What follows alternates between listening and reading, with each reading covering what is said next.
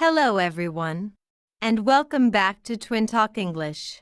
I'm so glad you're here today, because in this episode we're going to talk about something that almost every English learner struggles with: listening and speaking. Now, let me ask you a question. Have you ever been reading in English and thought, "Wow, I understand this pretty well," but then the moment you have to speak, your mind goes blank? Or maybe you're listening to a conversation, but people are talking so fast, and you think, "Wait, what did they just say?" If this sounds like you, don't worry. You are not alone. In fact, almost every learner feels the same way. That's why today, I want to share some real-life stories, simple strategies, and practical examples that will help you become more confident in both listening and speaking English. Let's start with a story about a young man named Alex. Alex is from Brazil, and he always dreamed of working in international business. When he finally got a chance to attend a conference in New York, he felt both excited and terrified. Excited, because it was his dream. Terrified, because he wasn't sure if he could keep up with conversations in English. On the first day, Alex tried his best to understand every single word people were saying. But soon he realized something: it was impossible. People were speaking too quickly, using expressions he had never learned in school. He started to panic. Then, something interesting happened. During a lunch break, one of the speakers at the conference told him, "Alex, don't try to catch every single word.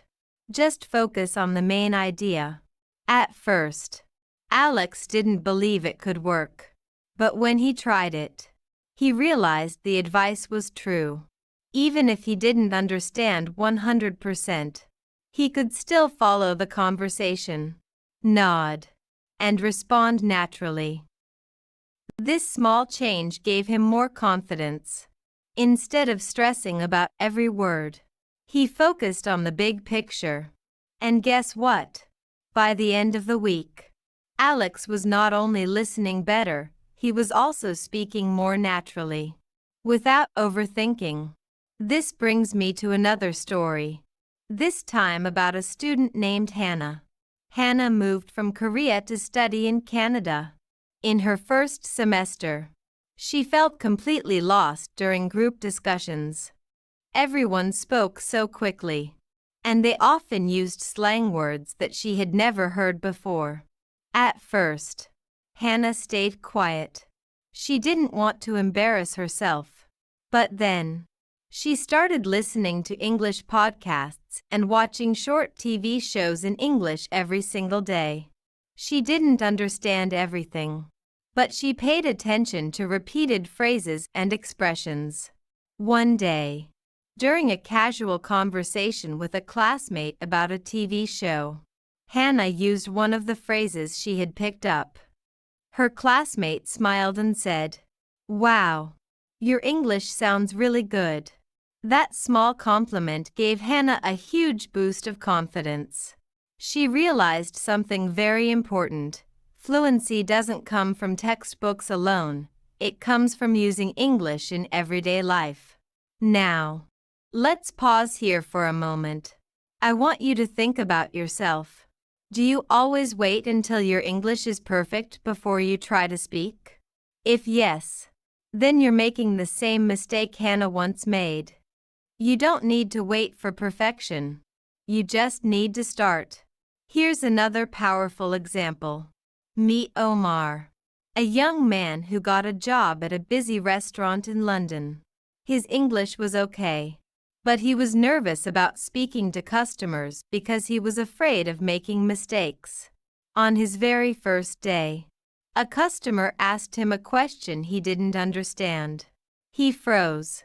But then he remembered something his teacher had told him: if you don't understand, it's okay to ask. So, Omar took a deep breath and said, "Sorry, could you repeat that slowly?" To his surprise, The customer smiled and repeated the question in a simpler way. Omar was able to answer, and the conversation went smoothly. From that day on, Omar used this simple trick whenever he needed help. Instead of pretending to understand, he asked politely. And guess what? People were happy to explain. Over time, Omar became more confident, not just in listening, but in speaking too. This shows us something important. Real communication is not about being perfect. It's about being clear, confident, and willing to keep the conversation going. I also want to share a story about a woman named Sophia. Sophia moved to Australia for her dream job. At first, she felt very shy in team meetings. She worried that if she spoke, people might laugh at her accent or notice her grammar mistakes. For the first 2 weeks, she stayed quiet. She listened, but she never shared her ideas. Then, one day, her manager asked directly, "Sophia, what do you think about this project?" Sophia was nervous, but she remembered a piece of advice from her friend. Even if your English is not perfect, your ideas are still valuable. So, she decided to speak. She shared her thoughts simply, using the words she knew best. And to her surprise, her colleagues not only understood her but also appreciated her opinion. That moment changed everything. Sophia realized that her accent and small mistakes didn't matter. What mattered was that she was brave enough to contribute. From then on, she spoke up more often, and her English improved much faster. Now let's take a moment to reflect. What do Alex, Hannah, Omar, and Sophia all have in common?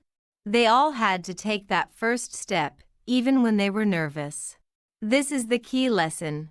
Fluency grows when you use English, not when you wait until it feels perfect.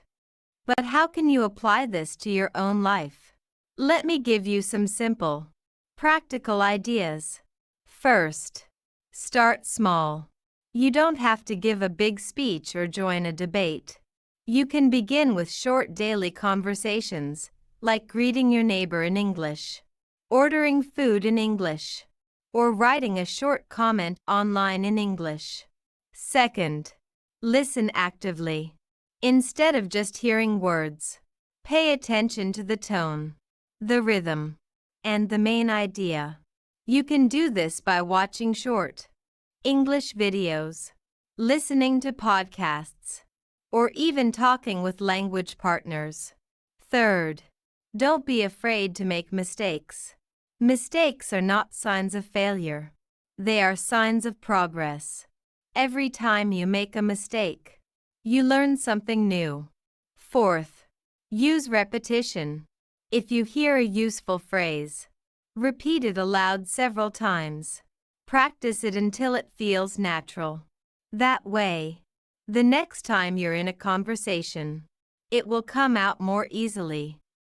Finally, be patient with yourself. Learning a language is not a race. It's a journey. And every conversation, no matter how small, is a step forward. Before we end today's episode, I want to share a personal story. When I first started learning a second language, I was so afraid of making mistakes that I stayed silent most of the time. But one day, I was traveling in a new country, and I had no choice but to speak. I went into a cafe, and when I tried to order, the barista asked me a question I didn't understand. For a second, I froze. Then I smiled and said, "Sorry, could you say that again?" The barista laughed kindly and repeated the question slowly. I understood it, and I answered. In that moment, I realized something powerful. People are usually kinder than we expect. They don't care if your grammar is perfect. They care about connect. That's what I want you to remember from this episode. Your goal is not to speak like a dictionary. Your goal is to connect with people, to share your ideas, and to grow step by step. So, the next time you feel nervous, think of Alex, Hannah, Omar, Sophia, and yes, even me at that cafe. Take a deep breath, smile, and just start. Because every word you speak, every conversation you try, is one step closer to fluency. Thank you for joining me today on Twin Talk English. If you enjoyed this episode, make sure to keep practicing every single day.